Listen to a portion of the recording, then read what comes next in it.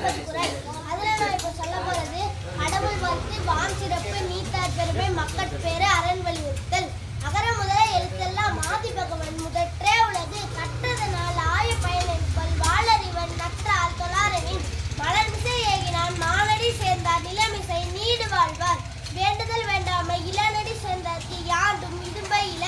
இருள் சேர் இருவினையும் சேரா இறைவன் பொருள் சேர் புகழ் புரிந்தார் மாட்டு பொறிவாயில் ஐந்து வித்தான் பொய்த்தீர் ஒழுக்க நெருநின்றார் நீடு வாழ்வார் வழக்கோமே இல்லாதான் தாழ் சேர்ந்தார்க்கு அல்லான் மணக்கவலை மாற்றல் அரிது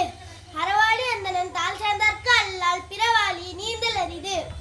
கோலில் பதியில் குணவிலவே